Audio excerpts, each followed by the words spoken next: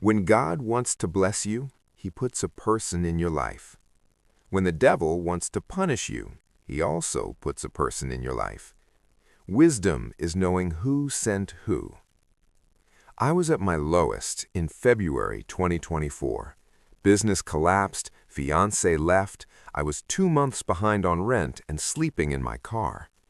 One night, I'm sitting in a 24-hour laundromat at 3 a.m., crying into a pile of damp clothes, when an old man in a perfectly pressed suit sits down beside me. He doesn't ask if I'm okay. He simply says, "You look like someone who's ready for the next chapter." Then he hands me a brass key on a red ribbon and a business card with only a phone number. His name, he says, is Elias. I call the number the next morning out of pure desperation. A woman answers, gives me an address, tells me to come alone at sunset. The address is a gated mansion I've driven past my whole life and never seen a single light on. Elias greets me at the door, leads me to a library that smells like cedar and old money, and offers me a job. Not just any job. He wants to pay off every debt I have, give me a $200,000 salary, a company car, and an apartment downtown. All I have to do is become his personal archivist, catalog old letters, organize photos, nothing illegal. I ask the only sane question, why me? He smiles like a grandfather who's been waiting years to tell a favorite story. Because someone upstairs still believes in your worth saving. I sign the contract that night. Within 2 weeks, my life is unrecognizable. Creditors stop calling, my mother gets into the clinical trial she was waitlisted for, even my ex texts, "I think I made a mistake." Everything is perfect. Too perfect. The last line Elias says before he left is, "Enjoy the blessing, son. Just remember, every gift casts a shadow." 6 months in, I'm living like a prince. But I start noticing things. The letters I'm archiving aren't love notes or business deals. They're confessions. Hundreds of them. People thanking Elias for saving them the same way he saved me. Every single one ends the same. I will repay the kindness any way you ask. Then I find the photographs, Polaroids hidden behind a false panel. Each photo shows the same person who wrote the letter, but taken years later, broken, homeless, institutionalized, dead. I confront Elias at midnight. He doesn't even look surprised. He pours 2 glasses of bourbon and says, "God sent you to me as a blessing, yes, but the devil sent me to you as punishment for someone else." He explains the rule.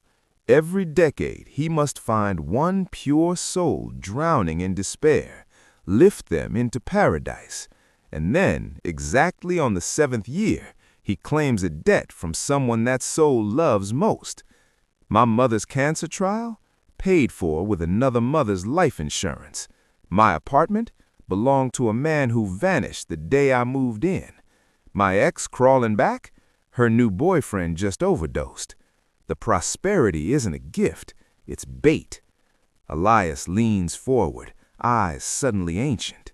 In 6 months and 23 days, it will be 7 years since I saved you. On that night, I will come for the person you love most in this world. You may choose who, or I will choose for you. He slides the brass key across the table.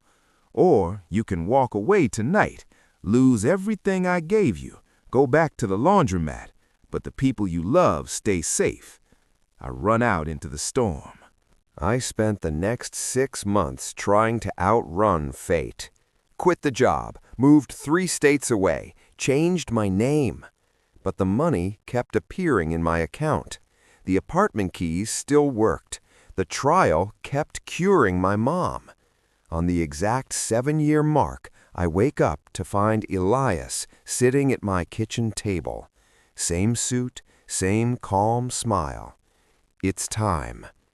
I beg, offer my own life. He laughs gently. That was never the deal. Then I ask the one question I never asked before. Who sent you, Elias? For the first time, he looks tired. He rolls up his sleeve. Burn scars spell a name across his forearm, his own, dated 1974. He was the first soul, the one who accepted the key 50 years ago. Now he is the messenger forever. There is no escaping the cycle, unless someone refuses the blessing from the very beginning. He stands, places the brass key in my palm. 1 minute to decide. Walk out that door with nothing, break the chain, and every soul I ever touched goes free, including me, or stay and become the next Elias in 7 years. I look at the key. I think of my mother laughing again. I think of the Polaroids. I drop the key down the garbage disposal and hit the switch. The grinding sound is the loudest silence I've ever heard. Elias ages 50 years in 10 seconds, turns to dust on my kitchen floor.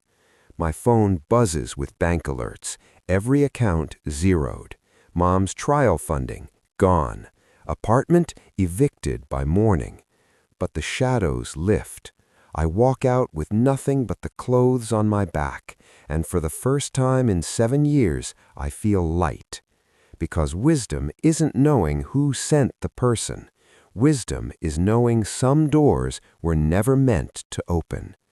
If this story made you rethink the too good to be true people in your life, maybe it's time to start asking the right questions. The most common answer decides my next series. And if you're holding a brass key someone handed you when you were broken, maybe leave it on the table. Thank you for watching. Your full watch just helped break a chain I couldn't break alone. See you in the next story. Stay wise.